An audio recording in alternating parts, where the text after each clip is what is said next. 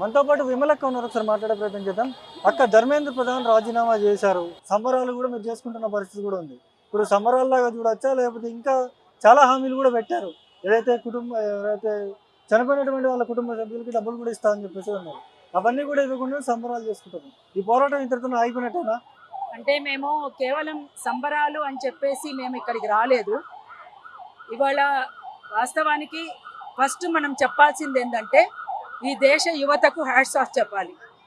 పోరాటం చేసినటువంటి ప్రతి ఒక్కరికి, పోరాటానికి మద్దతు తెలిపినటువంటి ప్రతి ఒక్కరికి, ప్రపంచవ్యాప్తంగా ఈ పోరాటానికి సంఘీభావంగా మీరు ప్రకటించినటువంటి వాళ్ళందరికీ పేరు పేరున అందరికీ కూడా ఉద్యమాభినందనలు, విప్లవాభినందనలు ముందుగాల.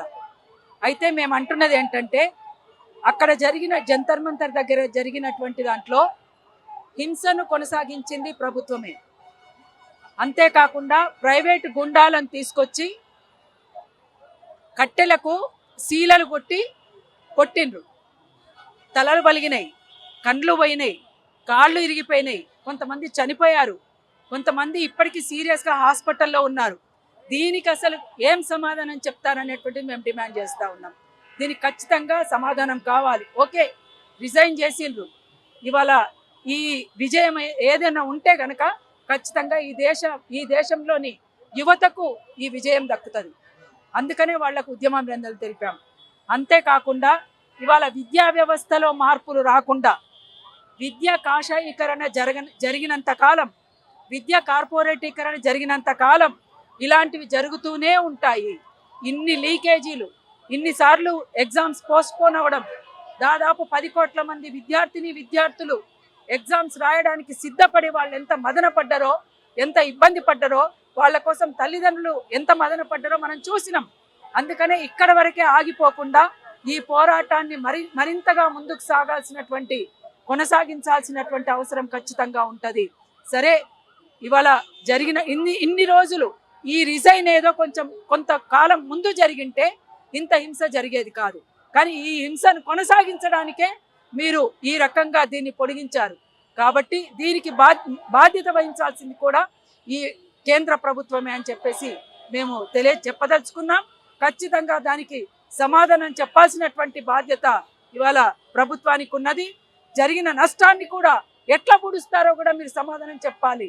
ఇవాళ ఇంతమంది ఒకరా ఇద్దరా ఇవాళ ఆడపిల్లల్ని, ఇవాళ మీరంతా కూడా భరతమాత గురించి మీరు మాట్లాడతారు కదా, అట్లాంటి భరతమాత బిడ్డలైనటువంటి పిల్లలని, మన బిడ్డలు కదా వాళ్ళంతా, మన కడుపులో పుట్టినటువంటి బిడ్డలు, ఏ తల్లి కడుపులో పుట్టినరో కానీ ఆ బిడ్డలందరినీ కూడా ఎట్లా అల్లిచ్చిండ్రో మనం చూసాం.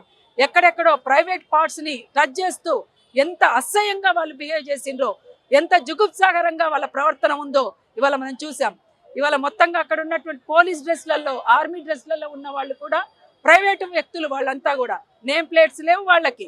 మీరు ఎవరు అని అడిగితే వాళ్ళ దగ్గర సమాధానం లేదు.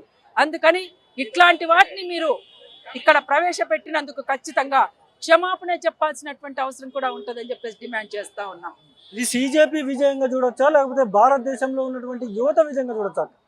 మొత్తంగా చూసుకుంటే అటు సిజేపీ కానీ, భారతదేశంలో ఉన్నటువంటి యువత కానీ, నేను ముందే చెప్పాను, భారతదేశంలో ఇక్కడ ఉన్నటువంటి యువత కూడా, ఎందుకంటే వాళ్ళకు అండగా నిలబడినటువంటి ఇక్కడ ఉన్నటువంటి అనేక రకాల సంఘాలు, మా సంఘం కానీ, ఇక్కడ కుల నిర్మూలన సంఘం కానీ, అడ్వకేట్స్ కానీ, ఒకరా ఇద్దరా అన్ని సంఘాల వాళ్ళు, ఇక్కడ ఉన్నటువంటి యువత, దేశంలో ఉన్నటువంటి యువత, ప్రపంచవ్యాప్తంగా ఉన్నటువంటి యువత అందరికీ కూడా అందరి విజయం ఇది. అంతేకాకుండా ఈ విజయంతో సరిపెట్టుకోవద్దు అని చెప్పేసి మిత్రులందరికీ కూడా సవినయంగా కోరుకుంటా ఉన్నాను. Thank you. చెప్పండి అక్క, ముఖ్యంగా నరేంద్ర మోదీ రాత్రి 12 గంటలకు వీడియో రిలీజ్ చేశాడు. మొత్తం భారతదేశంలో ఉన్నటువంటి యువతకి భయపడే ఈ వీడియో రిలీజ్ చేసినట్టు కూడా మాట్లాడుతున్నారు. భయపడిందని మీరు అనుకుంటా ఉన్నారా? అంటే ఏది ఏమైనా ఇవాళ యువత చేసినటువంటి పోరాటం చాలా గొప్పది. ఎందుకంటే వాల్ స్ట్రీట్ మూవ్మెంట్ ఎట్లయితే ముందుకు వచ్చిందో అటువంటి మూవ్మెంట్ ఇక్కడ వచ్చింది. అందుకని మనం ఈ పోరాటాన్ని మనం అందరం కూడా యాక్సెప్ట్ చేయాల్సినటువంటి అవసరం ఉంది. ఈ పోరాటానికి మనం అండగా నిలబడాల్సినటువంటి అవసరం ఉంది.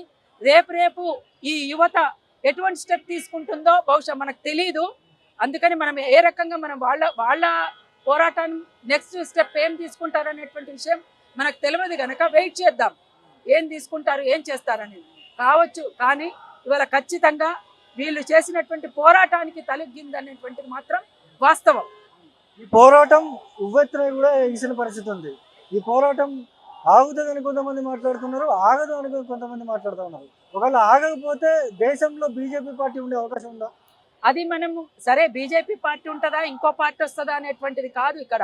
సరే ఏ పార్టీ ఉంటుంది, ఏ పార్టీ పోతుంది, మళ్ళీ ఏ పార్టీ వస్తుంది అంటే రాజ్యం యొక్క స్వభావం, విద్యా వ్యవస్థ మారనంత కాలం ఈ రాజ్యం యొక్క స్వభావాన్ని బట్టి విద్యా వ్యవస్థ ఉంటుంది. మనం ఇంతకుముందే మాట్లాడుకున్నాం. కాబట్టి దీనికి సంబంధించినటువంటి విషయంలో ఒక స్పష్టమైనటువంటి అవగాహనను మనం మాట్లాడుకోవాల్సినటువంటి అవసరం ఉంటుంది, తెలియజెప్పాల్సినటువంటి అవసరం ఉంటుందని మాత్రం నేను కోరుకుంటున్నాను. అందుకోసం ఈ విద్యా వ్యవస్థలో మార్పులు రానంత కాలం ఇలాంటివి జరుగుతాయి. అందుకని ఈ పార్టీ పోతే ఇంకో పార్టీ రావచ్చు, ఆ పార్టీ అందుకనే వ్యవస్థలో ఉన్నటువంటి వ్యవస్థీకృతమైనటువంటి అంశాలు ఏమున్నాయో అవి తప్పనిసరిగా ముందుకు రావాలి. ఇవి వ్యవస్థీకృతమైనటువంటి అంశాలు. అందుకని వ్యవస్థ మారకుండా వీళ్ళొచ్చి వాళ్ళు పోయినరు, వాళ్ళు పోయి వీళ్ళు వచ్చిండ్రు అనుకోవడానికి లేదు.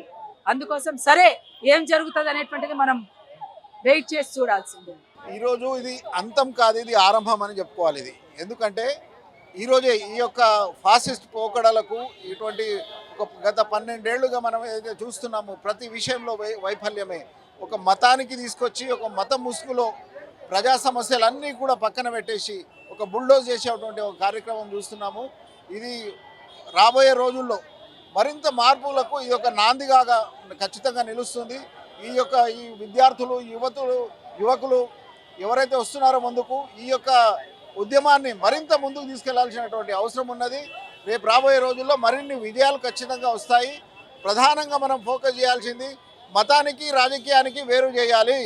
ఇదే ఒక ప్రధానమైన నినాదంతో మనం ముందుకెళ్ళినప్పుడు ఖచ్చితంగా మార్పు వస్తుంది.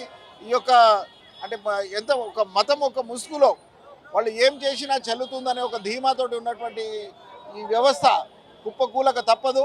ఖచ్చితంగా మతం ఎవరి మతం వాళ్ళకు ఉంటుంది. ఖచ్చితంగా అది ఇంటి వరకే పరిమితం కావాలి. కానీ అది రాజకీయాల్లోకి వచ్చి సర్వస్వం మతంతో ముడిపెట్టి చేసేటువంటి కుట్ర అయితే జరుగుతుందో అది భగ్నం కావాల్సిందే.